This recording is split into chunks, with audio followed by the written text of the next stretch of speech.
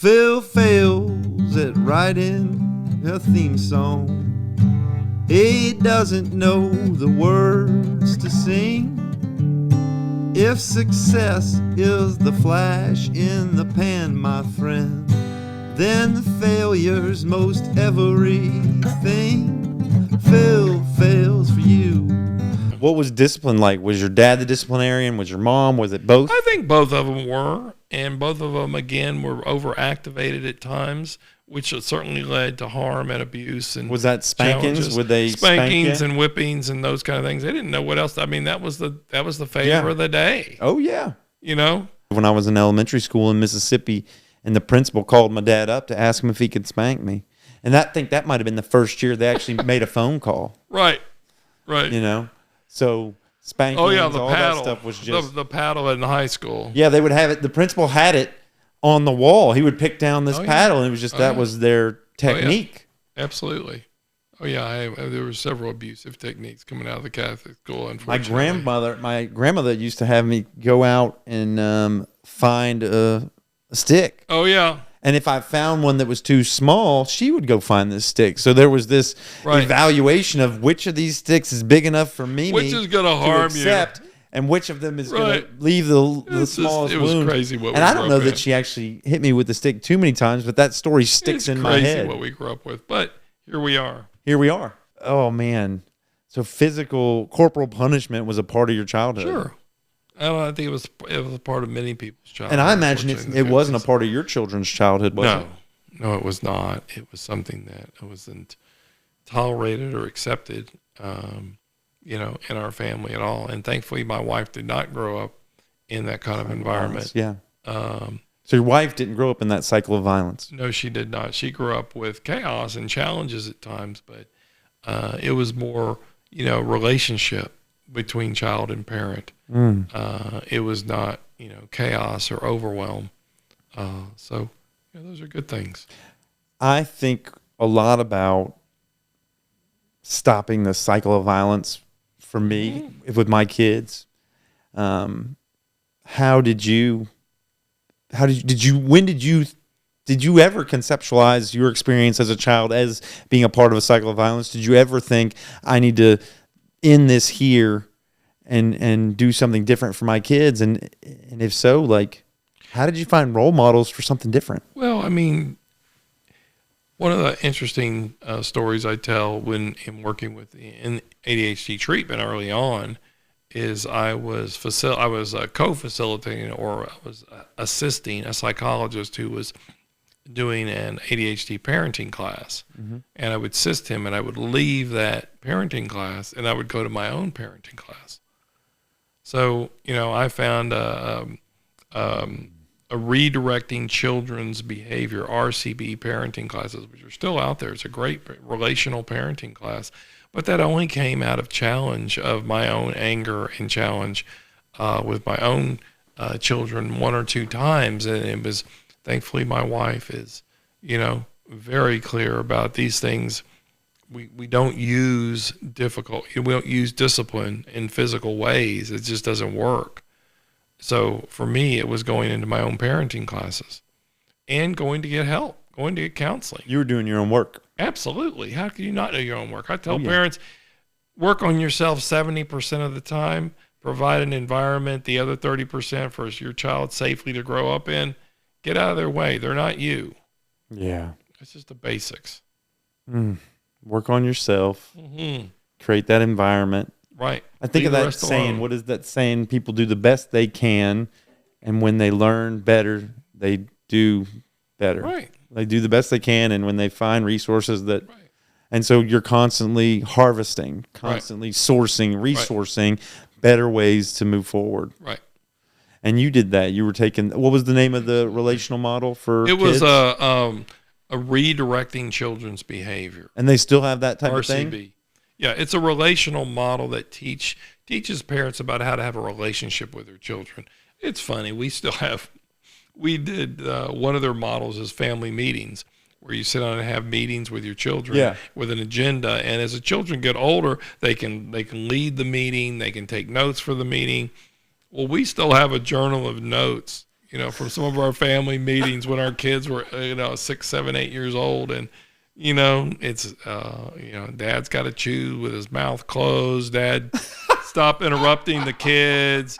It's like all these hyperactive ADD behaviors in there. They're really funny. They're precious. I had to keep them when we found them. Oh, my God. They're really funny. Y'all did those? Oh, yeah. We did family meetings, and they were critical, and we still do family meetings. My boys are 28 and 32, and there'll be times it's couch time. It's just where we talk with each other heart to heart, about how are you doing in life. I think about, I've read through a lot of books, whether it's Alfie Cohen's, Unconditional Parenting or Punished by Reward, or the person that I think of when I hear this model is How to Speak So Kids Listen and Listen So Kids Speak, and having that relationship and having that language that opens them up. And, I still, this morning, am in a place where I struggle with this. This morning, I was talking to my daughter Emerson and saying,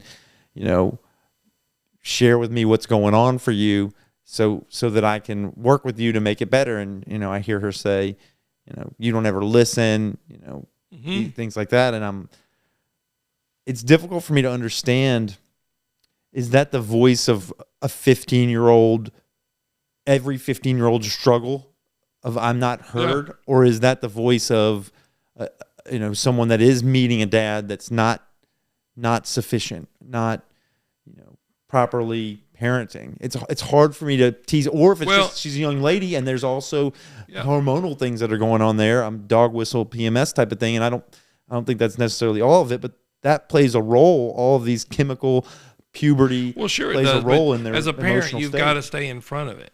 Yeah, you have to stay in front of communication and relationship with your children, and the authenticity to parenting to me is you have to role model how to take care of yourself. Okay.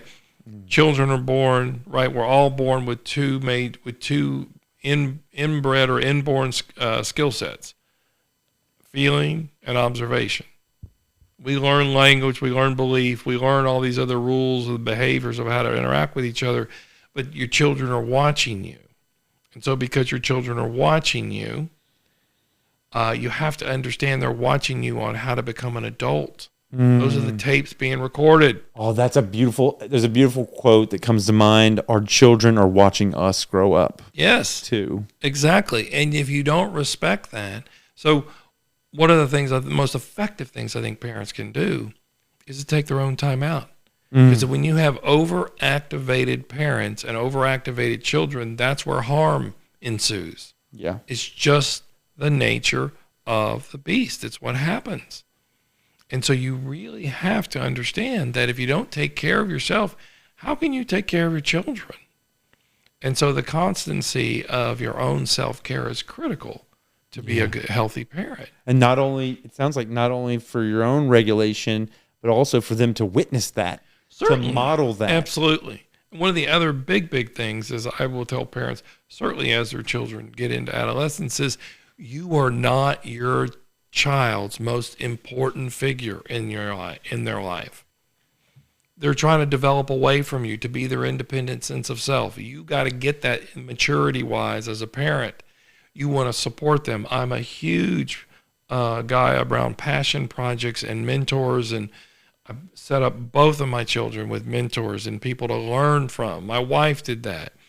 Our oldest son is in computer networking. He's a computer engineer. He's a mechanical engineer out of Georgia Tech. He's brilliant. Yeah. But I hired some guy who was doing computer work for me when he was 12 years old. They went to Goodwill and got a computer and took it apart. He made a whole list of what he needed to buy and build his own computer. Yeah. Okay. And so, and my youngest son, we found him someone who was a musician. My son was playing trumpet, was a jazz player. And, I bought my youngest son and his jazz teacher 2 tickets to Wynton Marsalis at the Paramount. Oh, I didn't go. Oh, my goodness. Because it wasn't about me. Yeah. You got to get out of the way and help your kids be themselves in a way that's going to be most effective to them. Otherwise, how could they develop? I think of Murray Bowman's self-differentiation, those type of Absolutely. ideas. And then like you're what I'm hearing you say is support your children's self-differentiation by Absolutely. allowing them to have other adults Yes. mentor and grow them Yes. and give them Yes. So insight. here's a brief story. My son, oldest son, was in robotics in high school. And so robotics in high school, they had a team of 47 people. Okay. They took pilgrimages is what I call them now. I slept on a sleeper bus from here to Atlanta in an overnight bus trip twice for 2 years on my son's robotics team. My son, when he was a senior, they were in the nationals of FIRST Robotics in Atlanta in the Superdome. I'm sitting there with another parent as my son comes into the aisle and walks past me.